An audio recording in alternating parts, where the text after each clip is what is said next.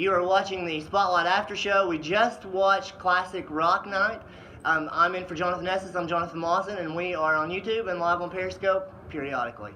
It's too long, too much to do the whole time. I have Brad Pierce, former Spotlight host, Abby Cherry. She does all kinds of stuff, our live streaming mainly, and last year's contestant, Junior DeVoe. Brad, I'm going to start with you because we have a brand new forgot host. to say former runner-up as well. Oh, I forgot that you tried to win a couple of times, Brad. No, it was once. Just I got once? second. I took my money and got out. You did get some money, though. I did. You can I brag got- about yeah. that. Jonathan Carmack could not brag about that. Ever. Ever. I hope you're watching. How has Ben Call doing as far as you are I thought it concerned? was pretty good. Tonight was one of those nights where, as a host, you probably want to pull your hair out. I mean, there's technical difficulties. It was just stuff going we can on. all agree that it was just a rough night. Incredibly rough. Would you give him any advice at all? I'd probably try to add a little personality. He seems kind of stiff, but that might just be who he is. I've never met He's him a little bit quirky. before. Yeah. We like his quirkiness, but he is a little Yeah, bit so quirky. I mean that kind of came off to me, but I thought he did a fine job. I mean, nothing came off to me as like, oh, you shouldn't do that. He did much better than Dalton did his first time around with eliminations. If you remember that from last year. I will never forget. There were just bodies laying on the stage everywhere. Blood was just going everywhere. So yeah, I thought he did good. All right, well, let's get right to the eliminations. I don't know that there were really any shockers. Kelsley was eliminated, Joey was eliminated, and also Alex. Let's go ahead and pull some sticks here. We'll toss that one. It's not picture. Too bad that's got to go, man. And Alex. All right, Abby, were you surprised with who was eliminated? Not one bit. But I think Alex finally kind of got into herself and had a good performance, and then she left, but a little too late. See, I didn't think it was a good performance. I thought it was kind of shrilly. Better than some of her others.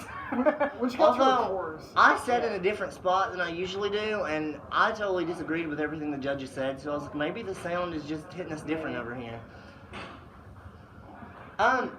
Junior, I want to ask you, though, because last year there were certainly singers in the competition that had a stronger voice than you, but you definitely put on a really good show. Is there anything that Kelsley could have done to go further in the competition?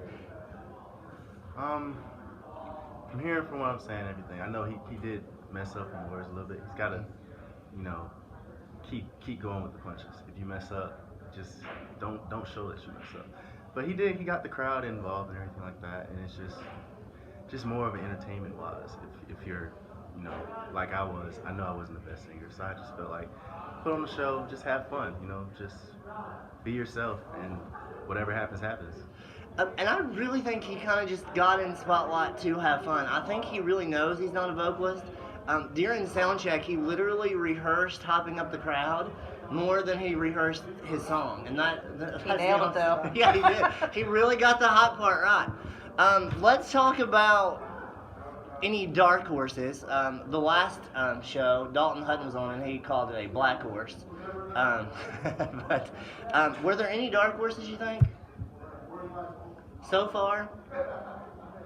I'll be honest, this is the first show I've seen, so I don't know how they've done in the previous weeks. I think if you can throw some charisma into him, I like Slade Lambert. I think he could do well, and I know it's not always a popularity contest, but it is, and he's part of the football team, and I saw that he had supporters all around today, so I could see him going pretty far. Well, and they've kind of varied the online voting. I think they just leave it up for 24 hours period this year, so that will definitely throw a wrench in the plans. I think we have kind of a big problem this year. I think we've got a lot of really talented vocalists, but I think so far it's been an incredibly boring season. Yeah. What can we do, Brad, to get out of that? I know the two words you're probably about to say. Song choice. Yeah, definitely song choice, but I think the judges always say that they want live music. They always say that they love live music, but when you get a guy and all you have is a piano and a cajon, sometimes it's hard to match it. Now, there's been people in the past who've been really good at that. Dalton Hutton, his season was really good at putting together compositions that were interesting, but still using live music, but some of them, and I think tonight, if you look at the ones that were more fun, most of the time it was canned music. It was tracks because they had a beat going behind them. They had a drummer, an electric guitar player, a keyboard player, all mixed together. So I think that they might want to step away from live music, and the judges might hate that. That might work against them that way, but to me, you can do more. You have more stage room. You're more free, and you don't use live music. Abby, would you echo that, or do you have a different take on that? Because you can have more stage, but you have to be able to work it. I think you have That's true. some people that get up there and they still stay within their box. So I think as their competition's going on, and I think as they're getting more comfortable, we'll start to see some of that personality. I'm just waiting for it to happen. So.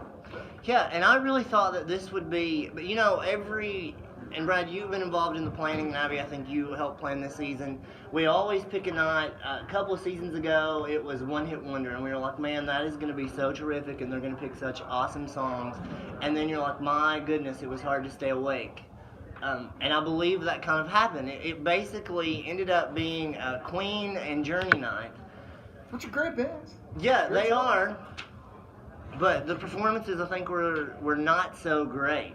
Abby, is there anything that stood out maybe negatively for you? Where do I start? And Junior, just a heads up, you're going to be next. Gosh, it was just rough all around. Not gonna lie.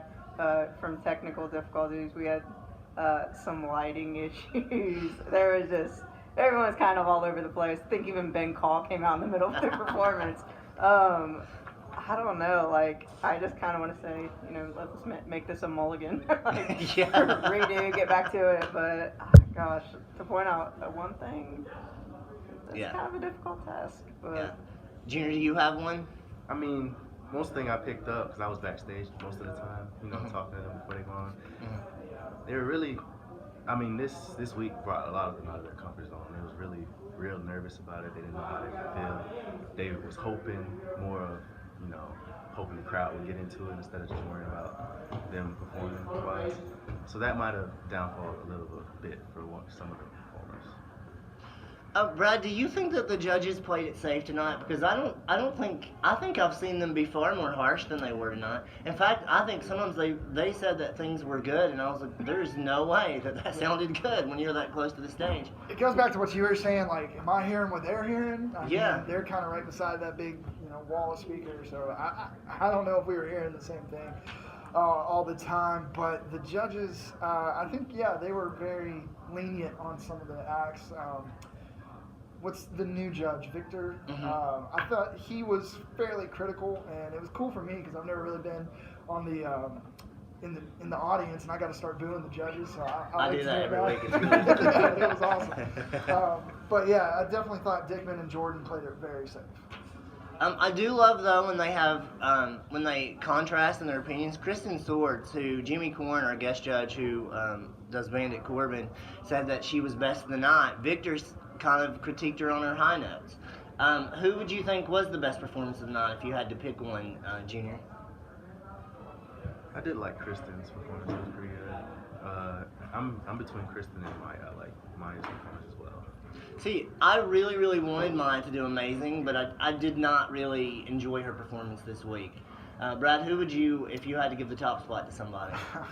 Well, this is a little bit biased, but I would have to give it to Slade Lambert just because I love the song Simple Man. Me and Dalton got the flashlight lighters going up in the air for that. I mean, I just love that song.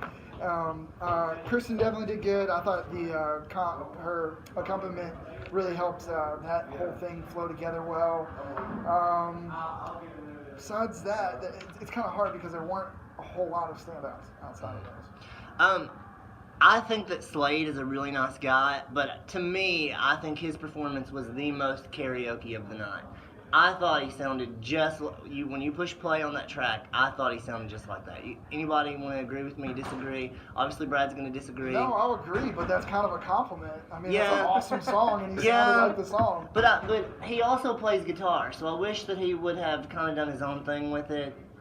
But I In his probably would have said defense, I the judge hated it told if him he would not have. to. Yeah, that's true. So- That's fair. Who do you think is leaving based on tonight's performance? Abby, I'll let you kick this one off. Give me all the hard ones.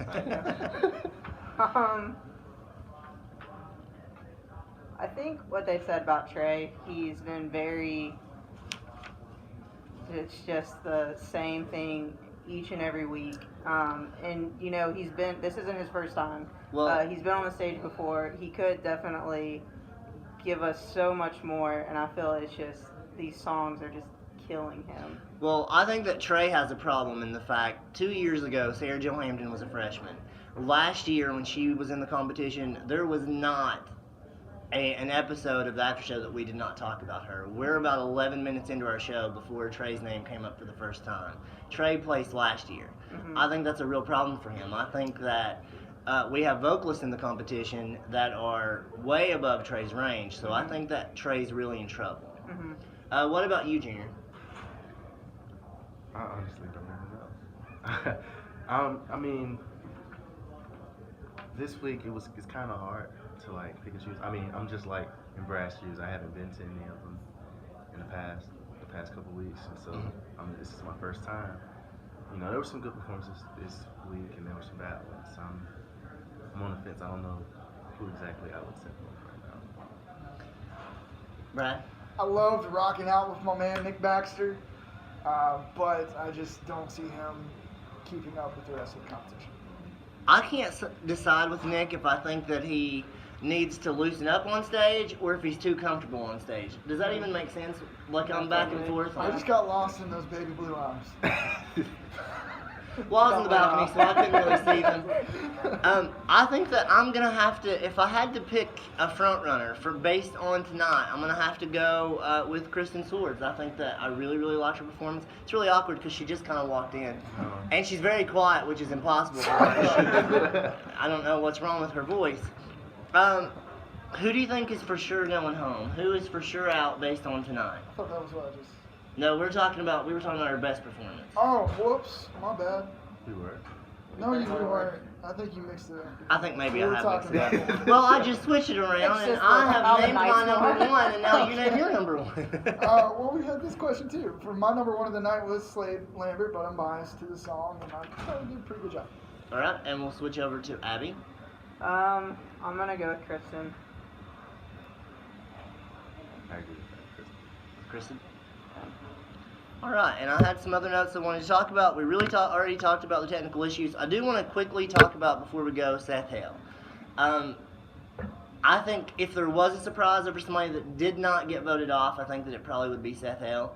And I think that his issues is that he cannot overcome his nerves.